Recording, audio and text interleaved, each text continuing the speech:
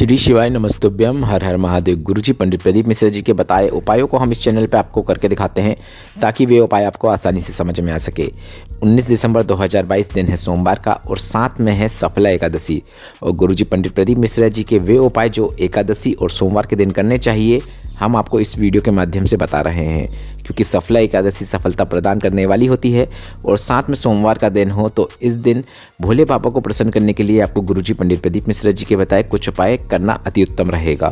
पहला उपाय धन प्राप्ति उपाय है। दूसरा उपाय कुछ भी अच्छा नहीं हो रहा हो, जीवन में पैसों की कमी हो, कर्जा बढ़ते चले जा रहा हो, घर में बीमारियां हो तो करने वाला उपाय है।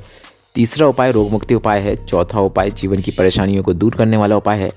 पांचवा उपाय यश प्राप्ति करने वाला उपाय है और छठवां उपाय गुरुजी का बताया बिल्कुल नया त्रिशूल वाला उपाय है।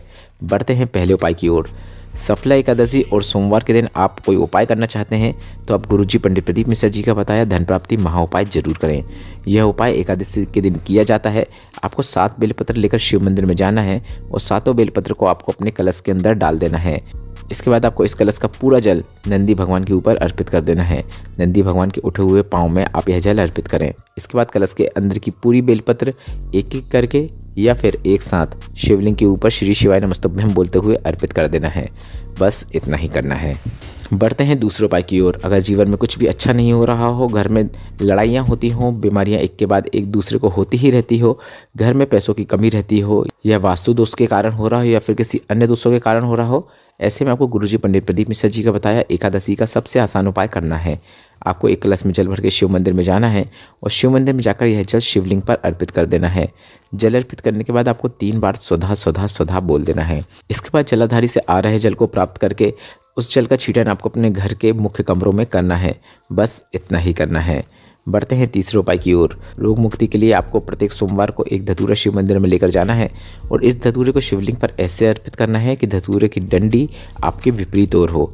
आप चाहो तो इस धतूरे के ऊपर एक कलश जल अर्पित कर सकते हो, पर इस जल का आचमन आपको नहीं करना है। बढ़ते हैं चौथे उपाय की ओर।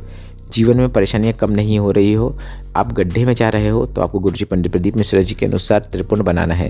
त्रिपुंड बनाने के लिए आपको पीला चंदन का उपयोग करना है। सबसे पहले आप अपने हाथ के बीच की 2 उंगलियों का उपयोग करते हुए शिवलिंग पर 2 लाइन बना दें। अब इसके बाद इन्हीं 2 लाइनों के नीचे आप अंगूठे के बाजू वाली उंगली का उपयोग करते हुए तीसरी लाइन बना दें। बस इतना ही करना है। जैसे ही आपने 2 लाइन के नीचे तीसरी लाइन बनाई, महादेव आपकी परेशानियों को दूर करके आपको गड्ढे से बाहर निकाल लेंगे। बढ़ते हैं 5वें उपाय की ओर। जीवन में यश की वृद्धि करने के लिए, उन्नति के लिए शिवलिंग पर एक कलश जल अर्पित करें। इसके बाद थोड़ा सा जल प्राप्त करके आपको इस कलश के अंदर अपने हाथ के बीच की 3 उंगलियों को डाल देना है, स्पर्श करा देना है। इसके बाद जो उंगलियां आपने स्पर्श कराई हैं उन्हीं 3 उंगलियों का स्पर्श आपको त्रिशूल में करा देना है। त्रिशूल में स्पर्श कराने के बाद ये 3 उंगलियों का स्पर्श वापस आपको कलश के अंदर उस जल से करा देना है। बस इतना ही करना है। अब इसके बाद इस जल का छिड़काव आपको अपने घर में जाकर करना है या फिर आप इस जल का आचमन भी कर सकते हैं। बढ़ते हैं 6वें और अंतिम उपाय की ओर। अगर कोई आपका काम लंबे समय से अटक रहा हो नहीं पा रहा हो, फाइल आगे नहीं बढ़ रही हो, जीवन में आप उन्नति नहीं कर पा रहे हो, तो उन्नति करने के लिए आप इस उपाय को जरूर करें। आपको 5 बेलपत्र लेकर शिव मंदिर में जाना है। 5 बेलपत्र को आपको त्रिशूल के जो 3 भाग होते हैं उनमें एक एक करके स्पर्श करा देना है। आप वीडियो के माध्यम से भी देखकर समझ सकते हैं। त्रिशूल में स्पर्श कराने के बाद इन 5 बेलपत्र को आपको जलाधारी पर माता अशोक सुंदरी का जो होता है उस स्थान पर अर्पित कर देना है। बस इतना ही करना है।